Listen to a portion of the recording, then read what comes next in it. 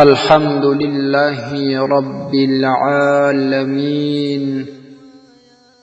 والصلاة والسلام على أشرف الأنبياء والمرسلين. معزز محترم و قدرمند ورونو، دا چې د روژې مبارکه میاشت شروع ده او دا څرګنده خبره ده، معلومه خبره ده چې هر مسلمان په روژه کې د پیشلمي لپاره راپورته کیږي. نو معززو، د دې پیشلمي لپاره چې کوم څوک راپورته کیږي، تنها دا فایده نه چې پیشلمي وکړي، د دغه بهترین فرصت څخه باید هر مسلمان ورور او هر مسلمان خور ګټه پورته کړي. هغه دا چې کله تاسو د پیشلمي لپاره راپورته کیږئ، یا خو 15 او یا 10 دقیقې 10 منټه خپل ساعت یا خپل موبایل یا خپله ګړۍ پر زنګ باندې د مخه ودروئ چې تر پیشلمي مو 10 دقیقې مخکې راپورته کړي. نو تاسې به په دې وخت کې اودس وکئ او بیا به 2 رکعاته یا 4 رکعاته یا چې تر دې مو زیات په وسه وي تر 12 رکعتونو د تهجد لمونځ کیږي. د پیشلمي تر خوراک وړاندې دغه د تهجد لمونځ وکئ. روژه مبارکه، بیا په روژه مبارکه کې د پیشلمي وخت دا ډیر بختور او ډیر د انوارو، د فیوزاتو او د برکاتو وخت دی. نو دغه فرصت باید مسلمان د لاسه ور نه کړي، د دې فرصت څخه باید ګټه لاسته راوړي. هغه د تهجد لمونځ دی. د دې اوداسه کولو او بیا د دې لمانځه کولو فضیلت خو یو خواته پرېږده، ور نور به هم تاسو ډېرې فایدې وکړي. اول خو دا چې دا د انسان لپاره یو غټ کمال دی چې الله تعالی دته توفیق د تهجد د لمانځه ورکړي. دا د دغه انسان یو ستر فضیلت شه. دویم دا چې د دې اوداسه په وجه او د دې تهجد د لمانځه په وجه او په برکت باندې د دې انسان څخه ګنګسیت یا سستی یا خوب دا به ختم شي. نو دی به بیا د پیشلمي خوراک په ښه استراحت باندې وکوي. درېیمه فایده به دا شي چې کله پیشلمي خلاص شي، اذان وشي، بیا د هغه مخکې د هغه وروسته لمونځونه کیږي.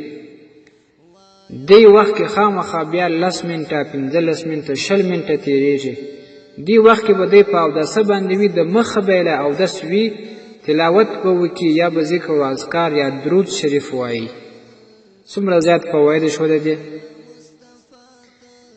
اسی اکثر مسجدونو والا داسې وي چې هغه د پیشلمي پر وخت باندې چې کله اذانونه وسي د هغه څخه 15 دقیقې وروسته بس جماعت کوي. نو دا وخت کې به ستاسې اودس وي، دا هم به د بخت او د برکاتو وخت دی. دې وخت کې تلاوت، دې وخت کې ذکر، اذکار، درود شریف هم زیات فضایل لري. نو تاسو به دلته هم په اوداسه باندې یاست. او بل د تهجد لمونځ چې وسي د هغې دومره زیات فضایل دي چې علماو د دې پر فضایلو باندې مستقل کتابونه لیکلي دي. نبی علیه الصلاة والسلام فرمایي: افضل الصلاة بعد الفریضة صلاة اللیل. د ټولو فرضي لمونځونو څخه وروسته افضل او بهترین لمونځ هغه د تهجد لمونځ دی. نبی علیه الصلاة والسلام دې ته د فرضي لمانځه وروسته افضل او بهترین لمونځ ویلي دي. دا چې که مسلمان وکړي هغه به ډېر لوی اجر و خپل لاس ته راوړي. په بل حدیث شریف کې راځي د المستدرک حضرت سهل ابن سعد رضی الله تعالی عنه وایي جاء جبريل عليه السلام إلى النبي صلى الله عليه وسلم.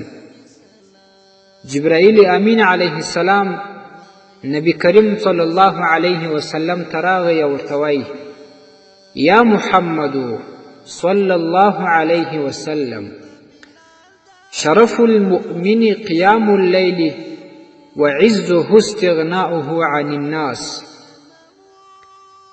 یا رسول الله د مؤمن شرافت هغه د شپې د لمانځه په تهجدو کې دی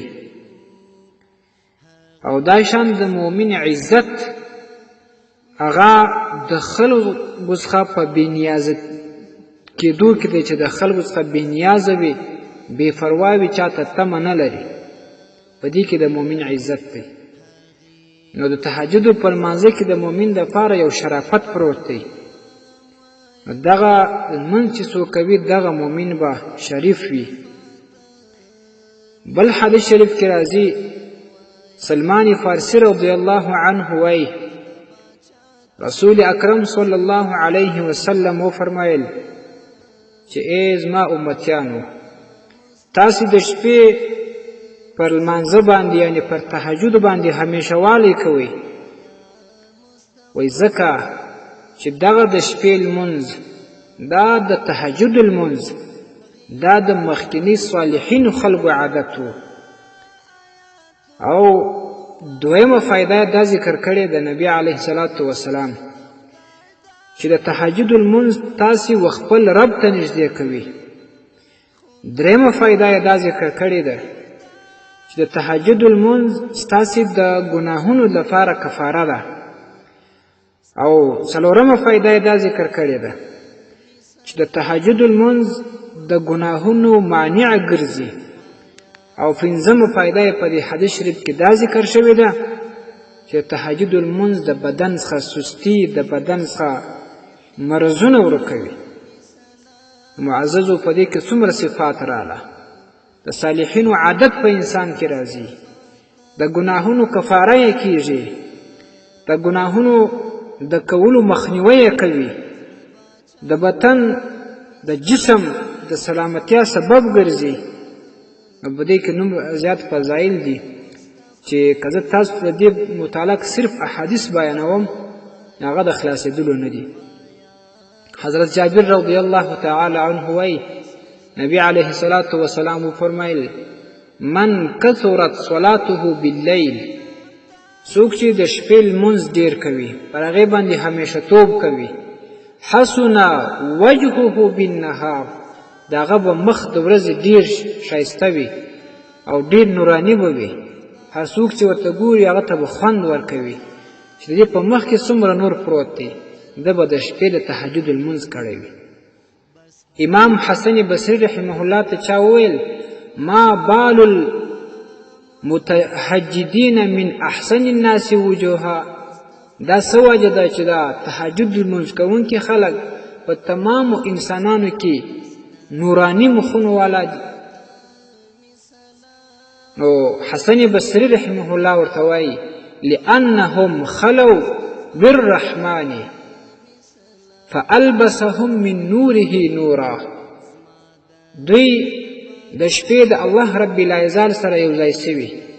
یعنی مطلب دا چې د شپې د خپل رب عبادت کوي د تهجد لمونځ کوي تنها په تنهایی کې نفل باندې ولاړ وي د تهجد په لمانځه باندې ولاړ وي خپله ګرمه بستره یې پرېښې وي.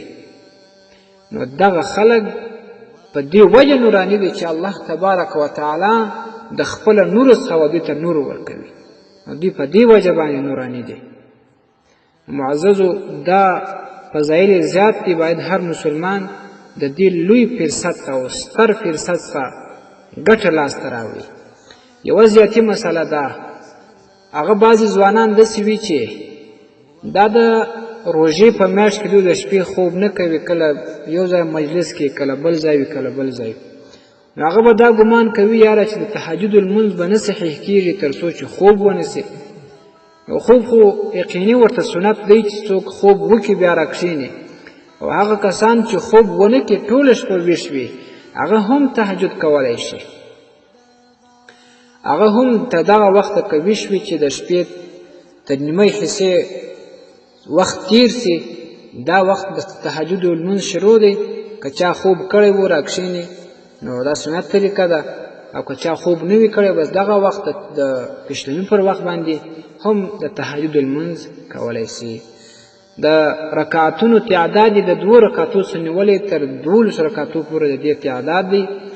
اسانه طریقه یې ده، نور هیڅ زیاتې شی نه غواړي، په نیت کې صرف د حاضر وخت او د تهجد نیت غواړي، او دغسې کېږي 2 رکعاته لکه څوک چې 2 رکعات سنت کوي، نه زیاتې شی پکې ویل کېږي نه نور څه شته. الله تعالی دې موږ او تاسو توفیق نصیب کړي. والسلام علیکم ورحمة الله وبرکاته.